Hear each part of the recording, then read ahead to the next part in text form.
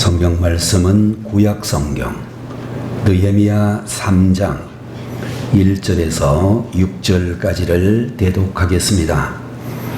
그때의 대제사장 엘리야십이 그의 형제 제사장들과 함께 일어나 양문을 건축하여 성별하고 문짝을 달고 또 성벽을 건축하여 한미아 망대에서부터 하나니엘 망대까지 성별하였고, 그 다음은 여리고 사람들이 건축하였고, 또 그 다음은 이므리의 아들 삭굴이 건축하였으며, 오문은 하스나의 자손들이 건축하여 그 들보를 얹고 문짝을 달고 자물쇠와 빌장을 갖추었고, 그 다음은 학고스의 손자 우리아의 아들 무레못이 중수하였고, 그 다음은 무세사벨의 손자 베레가의 아들 무술람이 중수하였고, 그 다음은 바나의 아들 사독이 중수하였고, 그 다음은 드고아 사람들이 중수하였으나 그 귀족들은 그들의 주인들의 공사를 분담하지 아니하였으며, 옛문은 바세아의 아들 요야다와 부스드야의 아들 무술람이 중수하여 그 들보를 얹고 문짝을 달고 자물쇠와 빗장을 갖추었고. 아멘.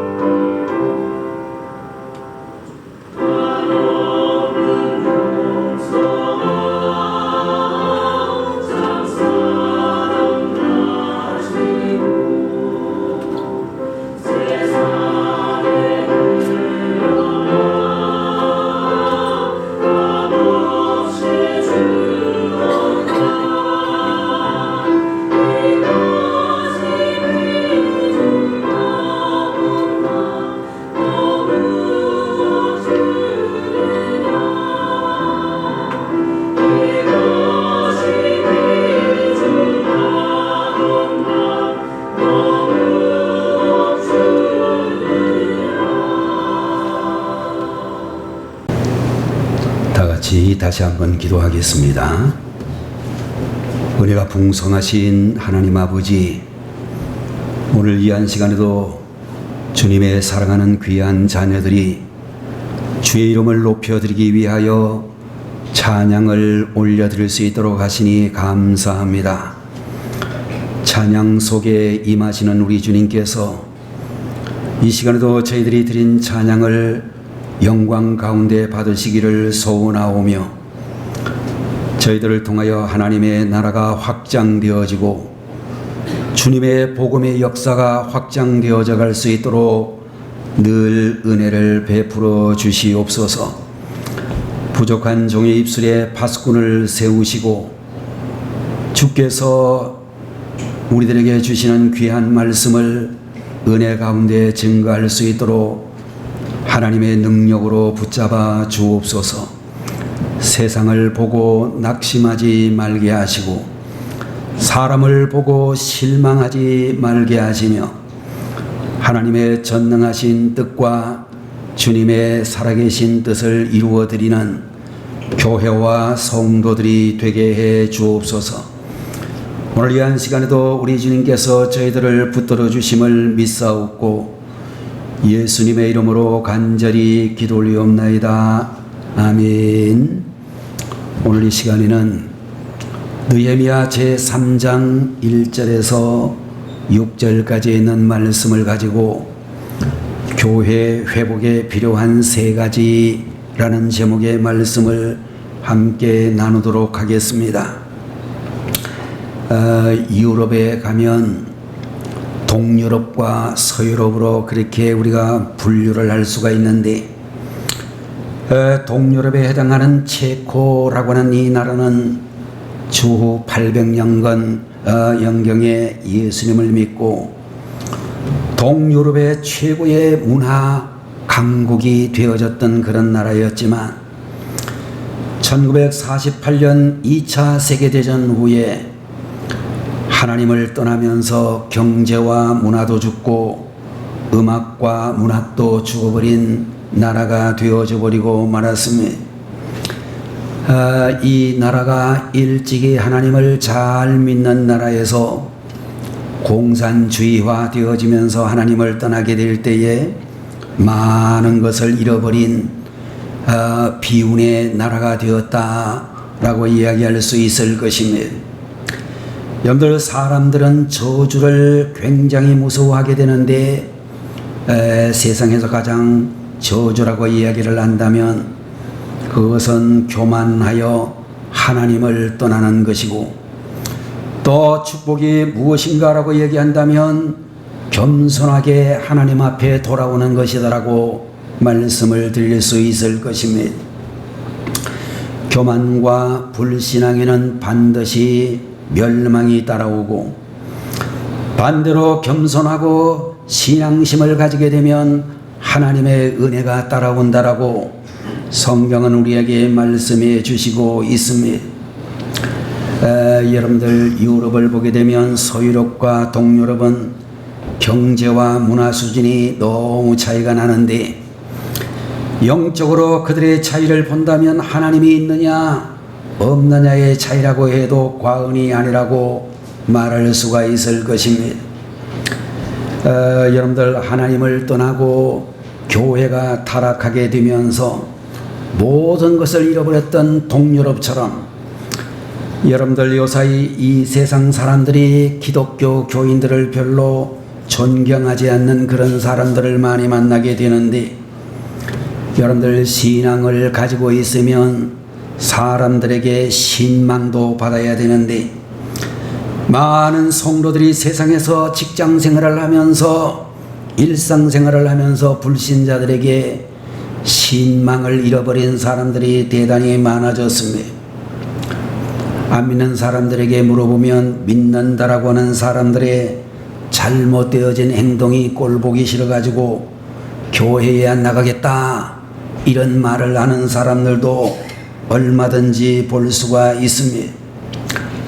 누군가 내가 했던 말 한마디 때문에, 내가 잘못된 그런 행동 때문에 교회를 멀리한다면 아무리 많은 것을 내가 소유하고 있다 할지라도 그것은 축복의 삶이 아니라 저주받은 삶이라고 말할 수밖에 없는 것입니다. 여러분들, 교회 안에도 침투한 미신과 기복주의는 심각한 수준에 이르렀다고 하는데, 어떤 교회의 집사님들이나 권사님들은 교회를 열심히 다닌다고 하면서도 입시철이 되면 점을 치러 다니는 사람들도 있는 그런 상황이 되어졌습니다. 말씀대로 살면 될 텐데 마치 점쟁이를 찾듯이 예언해 주는 사람들도 상당히 많다라고 생각이 되어집니다. 여러분들, 오늘 우리가 보고 있는 느헤미야 제3장이라고 하는 이 성경을 보게 되면 무너진 예루살렘 성벽을 재건하는 이스라엘 백성들의 모습이 나타나고 있는데, 여러분들, 이 말씀을 통해서 우리들은 회복의 은혜를 잊기 위해서는 무엇이 필요한가 라는 것을 우리들에게 가르쳐 주시고 있습니다. 첫 번째로 여러분들, 교회가 회복되기 위해서는, 우리가 정말로 신앙이 회복되기 위해서는 첫 번째로 예배가 회복되어져야 한다, 이렇게 말씀을 드릴 수 있을 것입니다. 여러분들, 오늘 본문의 말씀 제1절의 말씀을 보게 되면 그때의 대제사장 엘리야십이 그의 형제 제사장과 함께 일어나 양문을 건축하여 성별하고 문짝을 달고 또 성벽을 건축하여 한미아 망대에서부터 하나니엘 망대까지 성별하였다 라고 하는 말씀이 기록이 되어져 있습니다. 여러분들, 우리나라 수도인 한양 도성에도 많은 성문들이 있었습니다마는 이스라엘의 수도였던 예루살렘에도 많은 성벽의 문들이 있었다라고 알려져 있습니다. 본문 3절에 나타나고 있는 오문이라고 하는 문은 생선을 들여오는 문이었다라고 알려져 있고, 또 6절에 나타나고 있는 옛문이라고 하는 이 문은 예루살렘 북쪽에 위치한 여사냐라고 하는 곳으로 통하는 문이었으며, 13절에 나오는 골짜기 문이라고 하는 이 문은 골짜기로 통하는 문이었고, 14절에 나타나는 분문이라고 하는 이 문은 분뇨를 처리하는 문이었으며, 15절에 나오는 샘문은 실로암 못으로 통하는 문이었고, 26절의 수문은 여의도 광장과 같은 대형 광장 앞에 있는 문이었으며, 28절에 나오는 마문이라고 하는 이 문은 말을 탄 사람들이 성 안으로 들어갈 때에 이용하던 문이었다 라고 그렇게 우리들이 설명할 수 있습니다. 여러분들, 그 많은 문들 가운데서 가장 언급되어진 문이 본문 제1절에 나타나고 있는 양문이라고 하는 문이었다, 그렇게 말을 하고 있습니다.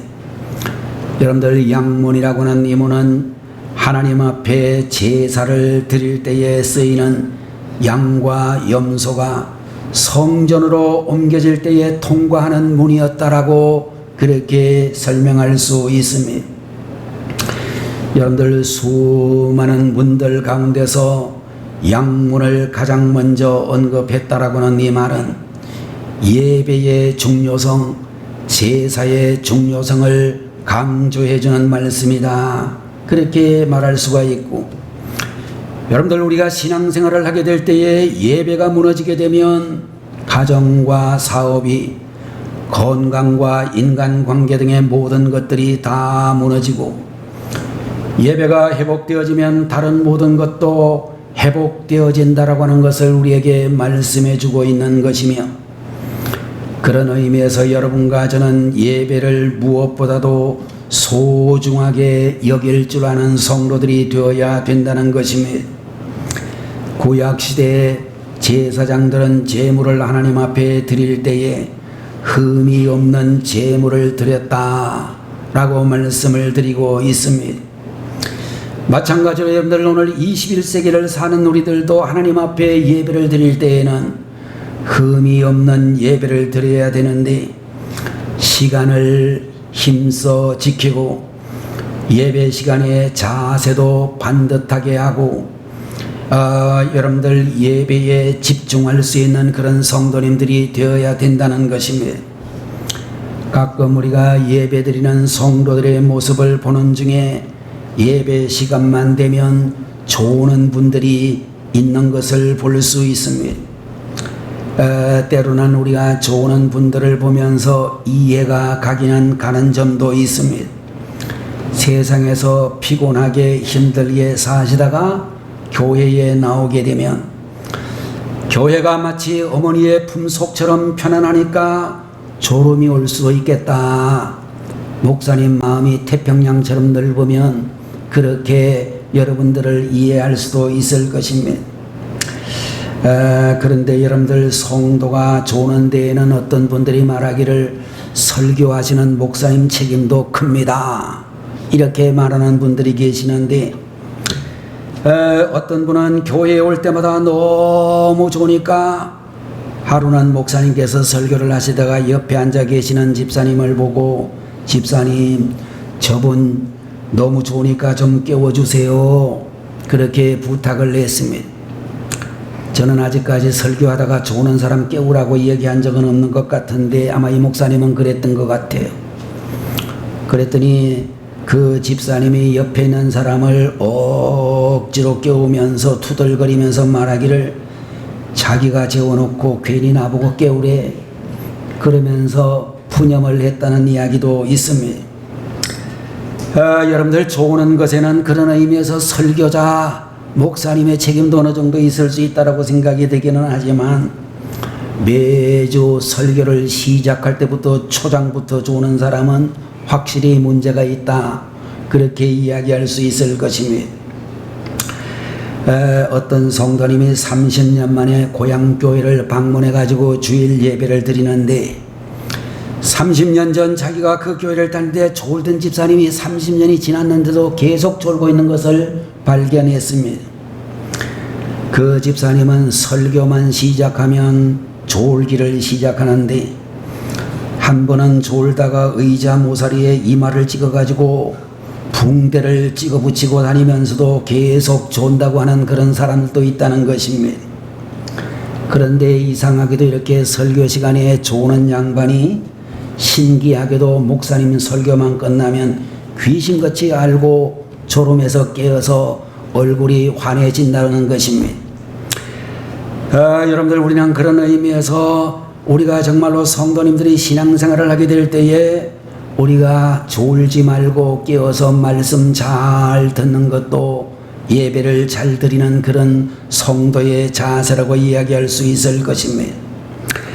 여러분들 우리 성도님들 가운데서 자기 약점을 알고 성경 말씀으로 카버를 하는 그런 분들을 볼 수가 있는데 혈기를 잘 부리고 싸움 잘하는 교인이 제일 좋아하는 성경 구절이 하나 있는데 거기가 어딘지 아시는 분 손들어 보시면 좋을 것 같습니다. 교회에서도 성질 잘 부리고 화내기를 좋아하는 그런 분들이 잘하는 그런 성경 구절은 마태복음 10장 34절인데 내가 세상에 화평을 주러 온 줄로 생각지 말라. 화평이 아니요 검을 주러 왔노라. 이 성경 구절을 제일 좋아한다는 것입니다. 여러분들 그런데 우리가 알아야 될 것은 이 말씀은 싸워도 좋다는 말씀이 아니고 주님께서는 비상적인 평화를 주러 오시지 않고 죄를 도말하고 본질적인 평화를 주러 오셨다 그런 뜻을 가지고 있는 말씀인데 아전인수격으로 그렇게 해석을 한다는 것입니다. 맨날 지각을 잘하는 사람들이 제일 좋아하는 구절도 한 구절이 있는데 로마서 16장 23절이라고 알려져 있습니다. 이 편지를 대서하는 나 더디오도 주 안에서 너희에게 무난하노라 그런 말이 기록이 되어져 있는데요. 여러분들 여기에서 말하는 더디오라고 하는 사람은 바울의 제자인데 이 말씀을 가지고 드디어 온다라고 생각을 해가지고 드디어 이름을 가리켜서 그렇게 해석을 하는 이상한 사람들도 있다는 것입니다. 예배 시간에 잘 조는 사람이 제일 좋아하는 성경 구절이 있는데 시편 127편 2절의 말씀 여호와께서 그 사랑하시는 자에게는 잠을 주시는도다. 이 말씀은 아마 우리 조는 분들이 모르는 사람이 없을 정도로 많이 알고 있는 구절이기도 합니다. 여러분들 하나님께서 사랑하시는 자에게는 잠을 주시기도 하시지만 예배 시간에도 잠을 주시는 하나님은 아니라고 하는 사실을 여러분들 명심하셔야 되겠습니다. 예배 시간마다 매주 교회를 졸다가 교회를 나서면 하나님께서 흐뭇하셔서 미소를 짓기보다는 아마도 악한 영들이 흐뭇해서 미소를 지을 것이다. 그렇게 생각이 되는 것입니다. 사랑하시는 우리 성도 여러분들은 오늘의 말씀을 함께 보면서 예배의 회복에 힘써야 하겠다. 이런 굳은 다짐을 감당할 수 있는 여러분들이 되셔야 되겠습니다. 졸음이 많이 오시는 분이라면 여러분들 우리가 정말로 말씀을 들을 때에 받아 적으면 졸음도 없애고 훨씬 더 예배에 집중할 수 있다라고 생각이 되어집니다.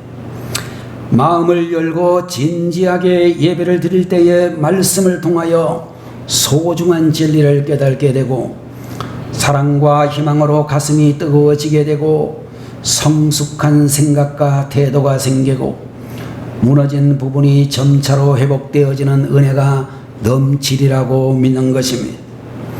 두 번째, 교회 회복에 필요한 두 번째는 지도자가 회복되어야 한다. 그렇게 말씀을 해주시고 있습니다.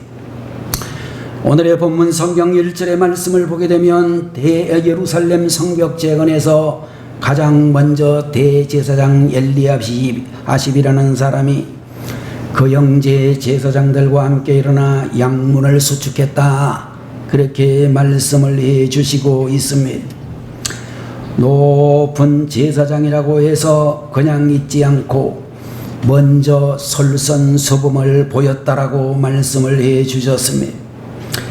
여러분들 무너진 우리 한국 교회를 다시 세우려고 하면 우선 목회자부터 회복되어져야 한다는 것을 우리들에게 가르쳐주는 말씀이다.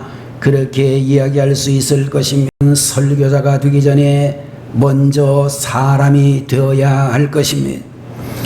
남에게 버리라고 하기 전에 자기가 먼저 세상 것을 버릴 수 있는 믿음을 가져야 되리라고 믿는 것이고 남에게 헌신을 시키기 전에 먼저 자기가 헌신을 해야 되리라고 믿습니다. 여러분들 왜 하나님께서 목회자로 하여금 지도자가 되게 하셨는가? 그것은 교인들 앞에서 먼저 헌신하라는 뜻이라고 믿는 것입니다.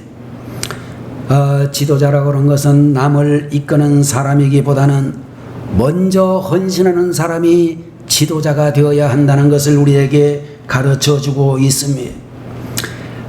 여러분들에게 예배에 늦어서는 안 됩니다.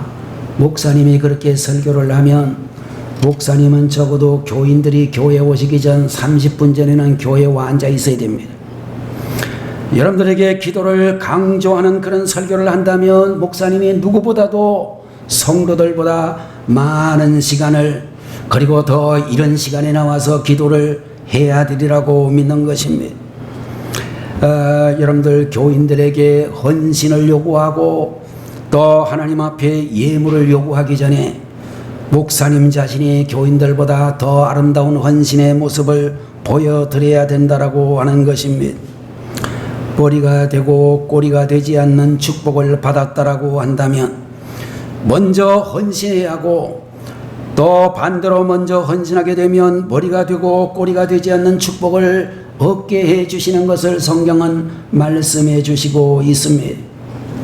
이 원리는 목사님들에게만 해당되는 것이 아니라 평신도 성도님들에게도 똑같이 적용되어야 하는 것입니다. 먼저 교회를 다닌 성도님들이 먼저 헌신하고 먼저 직분을 받았으면 먼저 헌신의 모습을 모든 후배 성도님들에게 보여주어야 된다는 것입니다. 먼저 온 사람들이 잘 헌신하면 뒤따라오는 사람들도 헌신을 배우게 되고 그처럼 삶을 통해서 배우는 교훈은 목사님의 설교 이상으로 효과가 있다. 그렇게 말씀드릴 수 있습니다. 여러분들 우리가 오늘날 여러분들 모두가 다 같이 자녀들이 잘 되기를 원하실 줄로 믿습니다. 나는 이렇게 살지만 우리 자녀들은 좀 잘 살았으면 좋겠다. 내 신앙은 이 정도지만 우리 자녀들은 더 신앙생활 잘하면 좋겠다. 내가 받은 이 축복보다도 우리 자녀들이 하나님을 통해서 더 복받는 이들이 되었으면 좋겠다. 그런 마음을 가지고 계시다면 여러분들 우리 성도님들이 하나님 앞에서 자녀들이 보는 앞에서 더 헌신적인 신앙생활을 잘 하셔야 될 줄로 믿는 것입니다. 부모님들이 선교와 구제에 헌신하게 되면 자녀들도 똑같이 헌신하고 그런 자녀들 중에는 절대로 걸식하는 자녀가 없을 것이라고 성경은 말씀해 주시고 있습니다.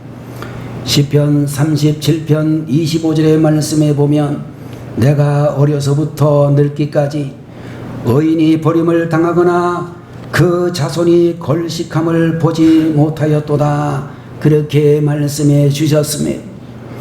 그런 의미에서 우리 교회에서 제일 열심히 신앙생활에 모범을 보여드려야 될 분은 첫 번째로는 물론 목회자들이 그렇게 해야 될 것이고 안수 집사님들, 권사님들, 집사님들이 청년들 앞에서 학생들 앞에서 일반 직분이 없는 성도님들 앞에서 아름다운 헌신의 모범을 보여주셔야 된다는 것입니다.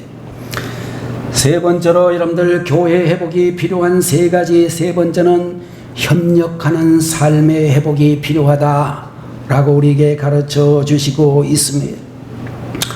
여러분들 여호와 느헤미야 제3장의 말씀을 보게 되면 무너진 예루살렘 성벽을 재건하는 공사에 참여한 70여 명의 이름과 38개의 가문 집안의 이름이 등장하는 것을 볼 수 있습니다. 예루살렘 성벽 재건 공사의 전체를 42개의 공구로 나누어서 대략 한 가문이 한 공구씩 맡았고 특별히 지방을 다스리는 자라는 말이 많이 나오는 것을 보게 되면 예루살렘 성벽 재건의 권력자들도 대거 참여를 했고 본문 제12절 말씀에서 살룸과 그 딸들이 중수하였고라는 말씀을 보게 되면 성벽을 재건하는 이 중노동에는 여자들도 함께 했음을 말씀해 주시고 있습니다. 느헤미야 3장에서 가장 많이 나오는 말이 그 다음은 그런 말이 계속해서 등장하고 있는데 이 말은 예루살렘에 살고 있는 모든 주민들이 각각 자기 자리를 지키고 십시일반으로 협력하여 성벽 재건에 참여했다는 것을 말해주고 있는 것입니다. 여러분들 본문이 우리에게 가르쳐주는 몇 가지 협력의 원리가 나오는데 첫 번째로는 모두가 참여해야 된다는 것입니다. 오늘 5절에 있는 말씀에 그 다음은 드고와 사람들이 중수하였으나 그 귀족들은 그들의 주인들의 공사를 분담하지 않았다. 그런 말씀이 기록이 되어져 있습니다. 모든 사람들이 예루살렘 성벽 재건에 나서게 될 때에 드고와 출신의 귀족들은 우리 같은 귀족들이 어떻게 이런 일을 해? 라고 생각을 해서 참여하지 않았다라고 했습니다. 그럼에도 불구하고 성벽 재건은 완성되어졌고 그런 상황에서 성벽을 지날 때마다 그들 귀족들이 얼마나 부끄러웠을까 그런 생각이 드는 것입니다. 가끔 보면 돈과 명예가 있는 분들 가운데서 내가 어떻게 이런 사람들과 어울려 이런 일을 하나라고 생각을 해서 교회 생활에 적응을 잘하지 못하는 사람들을 볼 수 있습니다. 그러나 여러분들 세상과는 달리 교회에서는 비천한 일을 하는 존재가 더 복된 자이며 또 그런 사람이 더 하나님의 귀한 일꾼이라고 하는 것입니다. 참여를 해야 될 때에 약삭빠르게 빠지면 잃는 것이 많다는 것입니다. 자부심을 잃고 영혼의 기쁨을 잃고 나의 존재의 의의를 잃게 되는 것입니다. 내가 빠져도 일이 된다면 결국 나는 필요 없는 존재라는 뜻이 되는 것입니다. 더 나아가 사람들의 신임을 잃고 친구를 잃고 명성을 잃고 무엇보다도 하늘나라의 상급을 잃어버리게 되는 것입니다. 그런 의미에서 여러분들 교회의 크고 작은 모든 일들에 우리 성도들은 전원이 참여할 수 있는 교회가 되어야 될 줄로 믿습니다. 두 번째로는 어려운 일에도 헌신해야 된다 라고 그렇게 가르쳐 주시고 있는데 14절에 있는 말씀을 보게 되면 여러분들 분문은 베탁게렘 지방을 다스리는 레갑의 아들 말기야가 중수하여 문을 세우며 문짝을 달고 자물쇠와 빗장을 갖추었다. 그런 말씀이 기록이 되어져 있습니다. 여러분들 분문이라고 하는 이 문은 분뇨를 치우는 문, 오물을 이렇게 처리하는 문이라고 이야기할 수 있을 것입니다. 서울에 가면 많은 성문 가운데서 여러분들 우리가 서울에 오래전에 살던 분들은 다 아시겠지만 시구문이라는 문이 있습니다. 시구문이 뭔지 아시죠? 아는 분들은 아실 거예요. 궁궐에서 죽은 궁녀라든지 내시라든지 이런 사람들의 시신을 밤중에 꺼내오는 그런 문을 시구문이라 불렀습니다. 그런 문이 있었던 것 같이 이스라엘 나라의 이 예루살렘의 여러 성문 가운데서는 대변을 모아가지고 이렇게 옮기는 그런 문을 분문이라고 불렀습니다. 아마도 그곳은 가장 냄새가 많이 날 수밖에 없고 지저분한 곳일 수밖에 없는데 레갑의 아들 말기야라고 하는 사람은 자기의 신분이 높음에도 불구하고 분문을 수축하는데 헌신했다. 그렇게 말씀을 하고 있습니다. 여러분들 우리는 어느 공동체에 가든지 간에 생색내는 일보다는 힘든 일을 잘 맡음으로 칭찬을 받고 또 그런 일을 하는 성도님들을 칭찬해 드려야 하는 것입니다. 주연보다 조연의 역할을 귀하게 보는 사회가 건강한 사회다. 그런 말이 있습니다. 어떤 분이 이야기를 했는데 예쁜 여자하고 결혼하지 말라. 그런 말이 있대요. 예쁜 여자하고 결혼하지 말라. 여기 남자 청년들은 아마 이 말을 들을 때에 무슨 소리를 하나 그럴런지도 모르겠습니다. 여자 청년들도 아마 이 말을 듣고서 무슨 말인지 잘 모르겠다라고 생각하는 분들이 있을지 모르겠습니다. 왜냐하면 예쁜 여자들을 보면 가정에서도 주연처럼 행동을 하기 때문이라는 것입니다. 얼굴이 예쁘면 문제가 많은데 첫째 유지비가 많이 든다는 것입니다.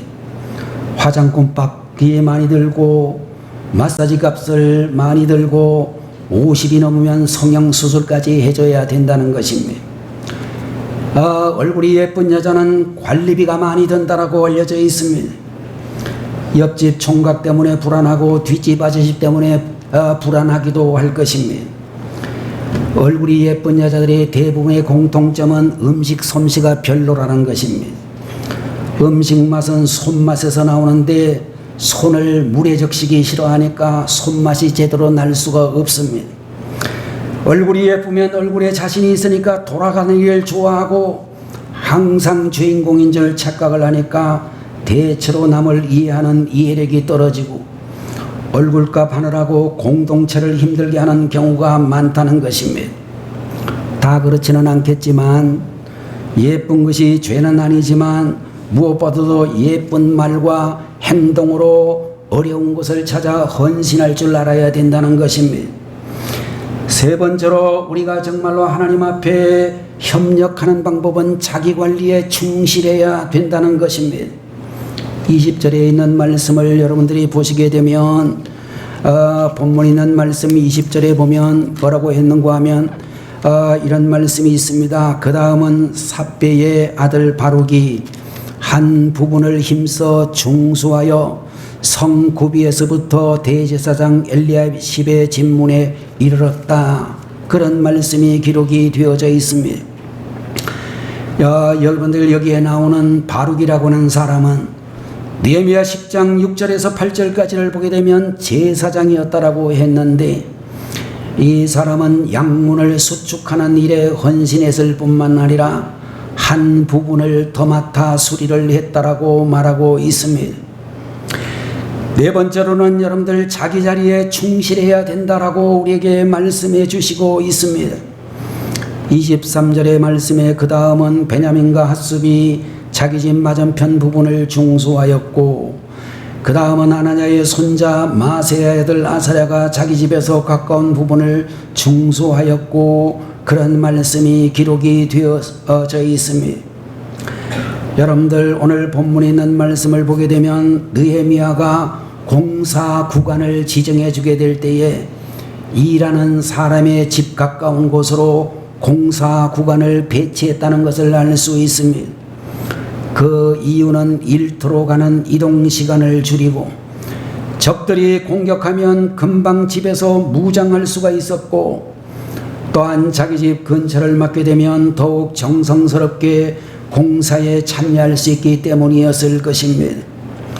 지혜롭게 일감을 은사와 형편에 따라 나누고 효율적으로 협력해야 된다라고 말씀해 주시고 있습니다. 개미들의 사회에서 여왕 개미는 잘 먹고 알만 낳는 일을 하는데, 아무도 다른 개미들은 그 여왕 개미를 시기하지 않는다라고 하는 것입니다. 일단 여왕 개미가 선정이 되면 나머지 자매 개미들, 암놈 개미들은 모두 불임 상태가 되고, 그 나머지 모든 개미들은 일개미가 되어 일만 하는데도 불구하고 그들은 불평 없이 지낸다라고 하는 것입니다. 자기 자리를 지키는 공동체에 하나님께서 큰 은혜를 주신다라고 우리에게 말씀해 주시고 있습니다. 내가 맡은 자리가 비천해 보일지라도 그 자리가 하나님께서 맡겨주신 자리라면 기쁘게 감당할 수 있는 우리 성도님들이 되셔야 되겠습니다. 다섯 번째로는 은밀하게 헌신해야 한다라고 우리에게 헌신의 법칙을 말씀해 주시고 있습니다. 느헤미야는 나중에 느헤미야서를 쓰면서 사람들의 헌신에 감격하여 모두 칭찬해 주고 싶어서 오늘 본문에 헌신하는 가문과 이름들을 기록해 놓았습니다. 그 기록을 보고 헌신했던 사람들은 매우 기분이 좋았을 것입니다. 여러분들, 우리는 때때로 교회 안에서도 헌신하는 분들에 대하여 칭찬이 필요하다, 그렇게 믿습니다. 교회에서는 일하는 사람들에게는 비판보다는 격려를 많이 해드려야 될 것입니다. 집사님 잘했습니다. 권사님 수고했습니다. 안수 집사님 참으로 수고를 많이 하셨습니다.